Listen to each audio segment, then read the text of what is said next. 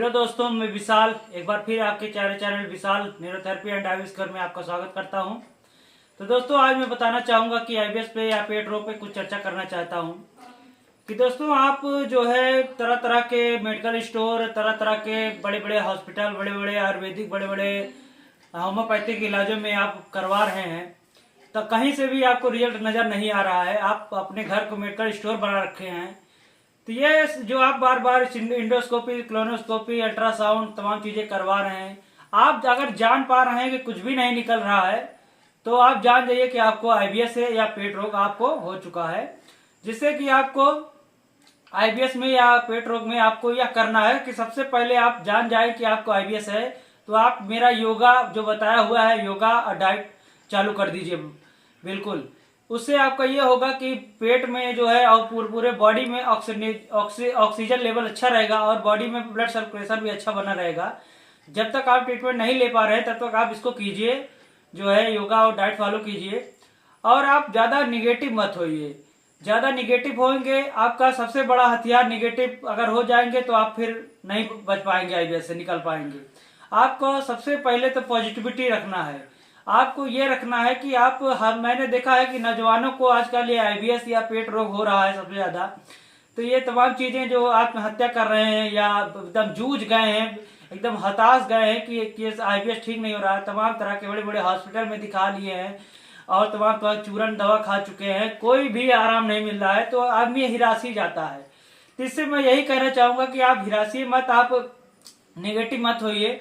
आप विश्वास और धैर्य बना के रखिए। आपको बस सही गाइडेंस और सही ट्रीटमेंट की जरूरत है। दोस्तों, मैं आपको बताऊंगा कि आप जो है कि आप सबसे पहले काम कीजिए कि आपको यह पता चल चुका है कि आप पेट रोगी हैं। आप अल्ट्रासाउंड में या सीटी स्कैन में, एंडोस्कोपी, क्लोनोस्कोपी या तमाम चीजों में आपका कोई भी जांच में कुछ नजर नहीं आ रहा है, तो सबसे पहले आप योगा करना बिल्कुल चालू कर दीजिए और डाइट पे बिल्कुल आप ध्यान दीजिए।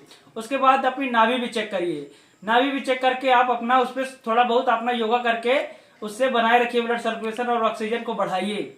और दोस्तों, मैं बताना चाहूंगा कि जो है ये लोग फोन करते हैं कि सर ऐसा है, कि तमाम चीजें बताते हैं कि ऐसा हो रहा है, किसी किसी को ब्लड में खून, लेटरिन में खून आता है और आव आती है या यूडीएफ हो रहा है, कई कई दिनों तक पेट नहीं साफ होता है। ये सारी समस्याएं आईबीएस में होती है। मैं मानता हूं कि ढकार आ सकती है, एब्डोमिनल एरिया टाइट रह सकता है, दोनों तरफ नले पड़ सकते हैं, ये सब आईबीएस के लक्षण है।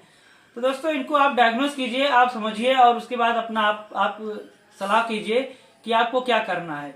सही जगह जाना है, सही ट्रीटमेंट। आप न्यूरोथेरेपी भी अगर ले चुके हैं तो भी कोई दिक्कत नहीं है, आप एक बार हमको मौका दीजिए तो देखिए हम कैसे आपको ठीक करते हैं।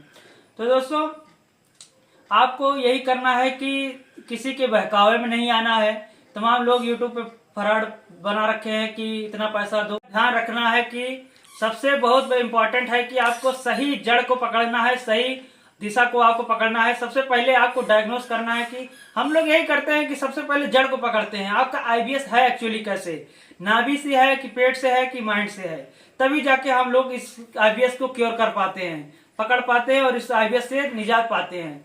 दोस्तों, आपको बिल्कुल ही भटकना नहीं है। आप न्यूरोथेरेपी भी ले चुके हैं तो बिल्कुल उस पर निराश मत होइए। हमको एक बार मौका दीजिए, आप बिल्कुल हम स्वस्थ करके आपको भेजेंगे। और ज्यादा आप निगेटिव मत होइए और आप तरह तरह की दवाइयां, तरह तरह के चूर्ण खाना बिल्कुल बंद कर दीजिए जो सूट नहीं कर रहे हैं आपको। जब तक आप खाएंगे तब तक तो कुछ ठीक रहेगा, नहीं तो आपका हालत और बदतर होती चली जाएगी।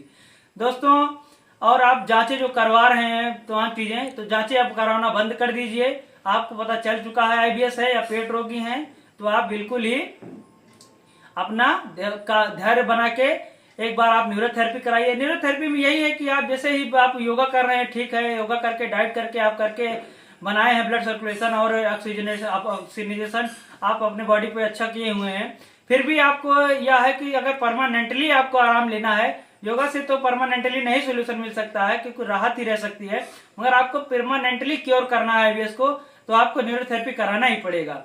इसमें यही रहता है कि हम लोग सबसे पहले ऑर्गन, पेट के ऑर्गन जो डिस्टर्ब हुए रहते हैं, जैसे आपका पैंक्रियाज हो गया, लीवर हो गया, म्यूकस का एरिया हो गया, गॉल ब्लेडर हो गया, स्प्लीन हो गई, किडनी हो गई, और उसके बाद राइट ओवरी, लेफ्ट ओवरी या लार्ज इंटेस्टाइन या स्मॉल इंटेस्टाइन पे हम लोग काम करते हैं। इसको पहले नॉर्मल करते हैं। इसको नॉर्मल करके इसके बाद आपको बॉडी की जो है 10-15 दिन 25 दिन हम ट्रीटमेंट देते हैं। उसके बाद बॉडी को नॉर्मल करके ये जितना हमने आपके ऑर्गन्स बताए इनको हम नेचुरली करके उसके बाद हम न्यूरोथेरेपी पे आपको करते हैं। उसके बाद नाभि को सेट करते हैं, 6-7 दिन लगातार नाभि सेट करते हैं। आपको धीरे धीरे आपको आराम लगने लगता है, आप अपनी पुरानी जिंदगी में वापस जाने लगते हैं। तो दोस्तों आप ज्यादा भटकिए मत, ज्यादा निराश मत होइए, ज्यादा निगेटिविटी मत होने दीजिए अपने आप को। आप धैर्य बना के रखिए, कोई दिक्कत की बात नहीं है। आईबीएस परमानेंट से ही हो सकता है, इसका कोई भी वो नहीं है कि आप जो बता दिए हैं यूट्यूब पर तमाम लोग की बहकावे में आप जो इधर उधर के फालतू की वीडियो देख रहे हैं उसको देखना बंद कीजिए। आप बिल्कुल ही एक बार न्यूरोथेरेपी कराइए अपने आप को, जो समय निकाल के, और आईबीएस को खत्म करिए। तो दोस्तों मैं इतना ही कहना चाहूंगा, मिलता हूं एक और नई वीडियो में, तब तक के लिए धन्यवाद।